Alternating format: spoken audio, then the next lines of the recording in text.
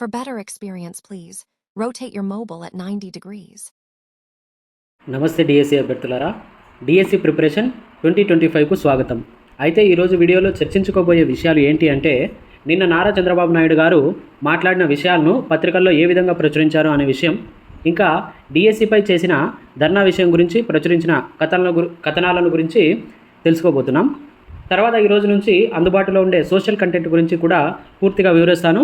దానికి తోడు ఆ కంటెంట్ ఎలా తయారు చేసామనేది కూడా స్క్రీన్ మీద మీకు చూపిస్తాను. అంతకంటే ముందుగా మన ఛానల్కి ఎవరైనా కొత్తగా వచ్చి ఉంటే కనుక ఖచ్చితంగా సబ్స్క్రైబ్ చేసుకోండి. ఎందుకంటే మన ఛానల్ ద్వారా ఎన్నో పీడిఎఫ్ రూపంలో ఎన్నో డిఎస్సికి సంబంధించినటువంటి కంటెంట్ కానీ మెథడ్స్ కానీ నోట్స్ని చాలా తక్కువ కాస్ట్గా అందిస్తున్నాము. కాబట్టి దీన్ని అందరూ సద్వినియోగం చేసుకోవాలని కోరుకుంటున్నాను. ఇట్లాంటి విషయాలన్నీ కూడా మీకు ఎప్పటికప్పుడు అప్డేట్స్ రావాలి అనుకుంటే ఖచ్చితంగా మీరు సబ్స్క్రైబ్ చేసుకోవాలి, నోటిఫికేషన్ కూడా ఆన్ చేసుకోవాలి. సో అదండి విషయం. అయితే డైరెక్ట్గా ఇప్పుడు మనం వీడియోలోకి వెళ్ళిపోదాం.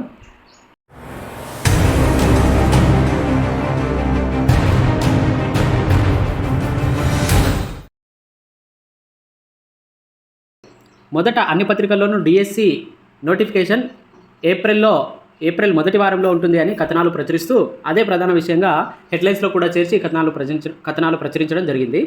అన్ని పత్రికలు కూడా ఇదే విషయాన్ని రాశాయి. అయితే ఈ విషయాలన్నింటినీ కూడా నేను నిన్న డీటెయిల్గా 15 నిమిషాలు ఒక వీడియోని చేసి అన్ని విషయాలు చెప్పాను. కాబట్టి దాని లింకు కార్డ్స్లో ఇస్తాను, ఒకసారి చూడండి. లేదంటే ఛానల్ విజిట్ చేసి చూడండి. ఇప్పుడు మళ్ళీ ఆ విషయాలన్నీ కూడా నేను తిరగదోడాలి అని అనుకోవట్లేదు, మీ టైం వేస్ట్ చేయాలని కూడా నేను అనుకోవట్లేదు. అయితే ప్రధాన విషయం ఏంటి అంటే, ఏప్రిల్ మొదటి వారంలో డిఎస్సి నోటిఫికేషన్ ఇస్తాం. దానిని కలెక్టర్లు గమనించి దానికి తగినట్టు ఏర్పాట్లు చేయాలి, దానికి సిద్ధంగా ఉండాలి అని చంద్రబాబు నాయుడు గారు దిశానిర్దేశం చేశారు. జాతీయ ఎస్సీ కమిషన్కు అసెంబ్లీలో చేసిన ఎస్సీ వర్గీకరణ తీర్మానాన్ని పంపించాం. దాని రిపోర్ట్ రాగానే ఆర్డినెన్స్ జారీ చేస్తాము, తర్వాత నోటిఫికేషన్ ఇస్తామని ప్రకటించారు. ఇక మరొక విషయం ఏంటంటే, డిఎస్సి అభ్యర్థుల ధర్నాకు సంబంధించి సాక్షి దినపత్రికలో వచ్చిన కథనాన్ని పరిశీలించినట్లయితే, ఇది కూడా నేను పూర్తిగా చదవను, హెడ్లైన్స్ మాత్రమే చెప్తాను ఒకసారి. కృష్ణా జిల్లా అవనిగడ్డలో రహదారిపై బైఠాయింపు, కూటమి ప్రభుత్వానికి వ్యతిరేకంగా హోరెత్తిన నినాదాలు, ఎన్నికల సమయంలో ఇచ్చిన హామీని నిలబెట్టుకోవాలని డిమాండ్, డిఎస్సి కోసం ఎంతగానో ఎదురు చూశాం, తొలి సంతకం చేస్తే ఎంతో ఆశపడ్డాం, ఇప్పుడు వచ్చే సంవత్సరం ఏప్రిల్ అంటున్నారు, అప్పులు చేసి కోచింగ్ తీసుకుంటున్నాం, ఇంకా ఎన్ని సంవత్సరాలు అప్పులు చేయమంటారో ప్రభుత్వ పెద్దలే చెప్పాలి అని అభ్యర్థులు ఆవేదన వ్యక్తం చేశారు. డిఎస్సి అభ్యర్థులు ధర్నా చేయడం ఇదేమీ మొదటిసారి కాదు, ఎన్నోసార్లు రోడ్డు మీదకి వచ్చిన సందర్భాలు ఉన్నాయి.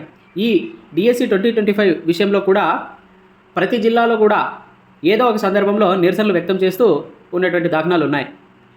ఇలా ఎన్నోసార్లు ధర్నా చేసినా కూడా ఈనాడు మెయిన్ పేపర్లో అయితే ఎప్పుడూ ఆ వార్తను ప్రచురించలేదు.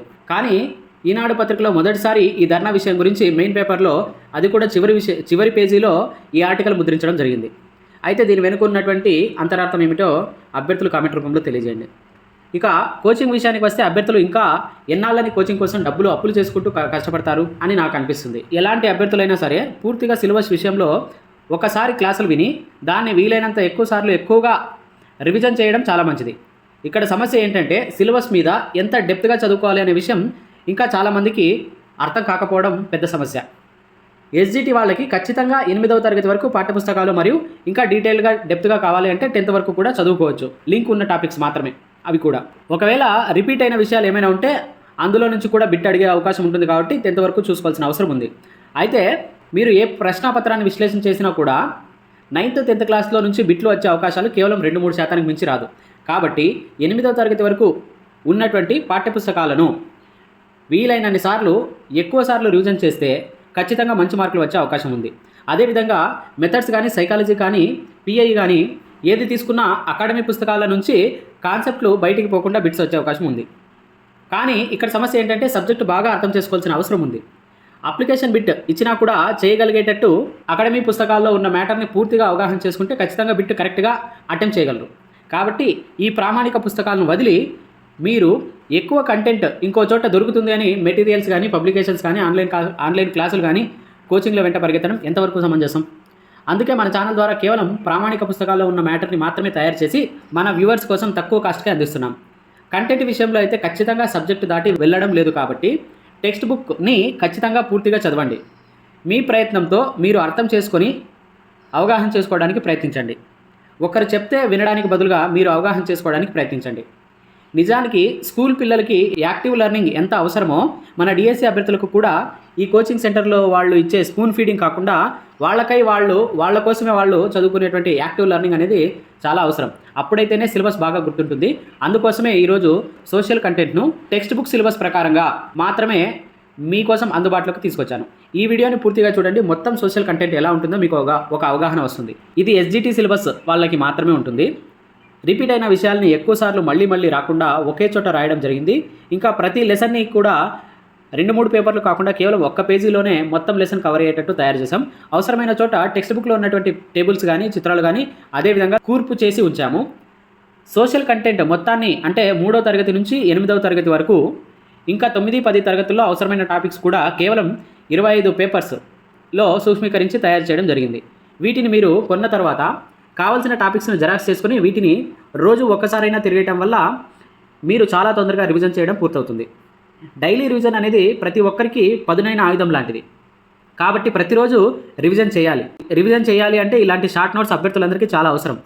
ఒకవేళ మీరు షార్ట్ నోట్స్ని కనుక తయారు చేసుకొని ఉంటే ఖచ్చితంగా దాన్ని డైలీ రివిజన్ చేసుకుంటూ ఉండండి. మీరు ఎలాంటి ప్లాన్లో ఉన్నా సరే, ఎలాంటి ప్లాన్ ఫాలో అవుతున్నా సరే ఖచ్చితంగా రివిజన్ చేయడానికి మీకు ప్రామాణిక పుస్తకాల్లో ఉన్న మ్యాటర్ అవసరం. దాన్ని ఈ రకంగా ప్రతి పాయింట్ని రాసుకుంటూ తయారు చేయడం జరిగింది. అయితే ప్రతి సబ్జెక్ట్ కంటెంట్ కూడా రాబోయే రోజుల్లో తయారు చేస్తాము. ప్రస్తుతానికి సోషల్ కంటెంట్ కాస్ట్ ₹50 మాత్రమే. అయితే మనం ఇప్పటికే మెథడ్స్ అన్నీ కూడా ఇదే విధంగా ప్రిపేర్ చేసి ఉన్నాము. ఇంకా సైకాలజీ విద్యా దృక్పథాలు కూడా మన దగ్గర సిద్ధంగా ఉన్నాయి. చాలామంది వాటిని కొని డైలీ రివిజన్ చేస్తూ ఉన్నారు కూడా. ఇక మరొక విషయం ఏంటంటే మన ఛానల్ ద్వారా అతి తొందరలో SGT అభ్యర్థుల కోసం రివిజన్ క్లాసులు కూడా ప్రారంభమవుతాయి. వాటికి సంబంధించి కూడా త్వరలోనే అప్డేట్ ఇస్తాను. మామూలు క్లాసులాగా కాకుండా అంటే డీటెయిల్డ్గా ఎక్స్ప్లెనేషన్ చేసే విధంగా కాకుండా కీ పాయింట్స్ మరియు ఏదైతే డైలీ రివిజన్ చేయాల్సిన అవసరం ఉందో అలాంటి విషయాలని మీకు వీడియో రూపంలోనే ఫ్రీగా అందిస్తాం. అయితే ఈ వీడియోస్ని మీరు ఫ్రీగా ఉన్నప్పుడు కానీ, భోజనం చేస్తున్నప్పుడు కానీ, పడుకున్నప్పుడు కానీ ఈ క్లాసులు వినవచ్చు. ఆ రకంగా కూడా మీరు టైం సేవ్ చేసుకున్నట్టు అవుతుంది, రివిజన్ చేసుకున్నట్టు అవుతుంది. ఇంకా చాలామంది గృహిణులు కూడా ఇంటి పనులు చేసుకుంటూ ఈ వీడియో క్లాసులు వినడం వల్ల కూడా చాలా టైం సేవ్ అవుతుంది. అయితే ఇప్పటికీ ఎవరైనా మన ఛానల్ని సబ్స్క్రైబ్ చేసుకోకపోతే, ఇంకా ఎవరైనా మొదటిసారి చూస్తున్నట్టయితే కనుక ఖచ్చితంగా సబ్స్క్రైబ్ చేసుకోండి. ఇలాంటి వాల్యుబుల్ కంటెంట్ని ఎవరు నిజానికి షేర్ చేయరు. ఎందుకంటే ఇది ఓపెన్ సీక్రెట్. డిఎస్సి కోసం పోరాడే అభ్యర్థులందరూ కూడా చేసేది ఒంటరి యుద్ధం. కాబట్టి నేను కూడా షేర్ చేయమని అభ్యర్థుల్ని ఎప్పుడూ అడగను కూడా.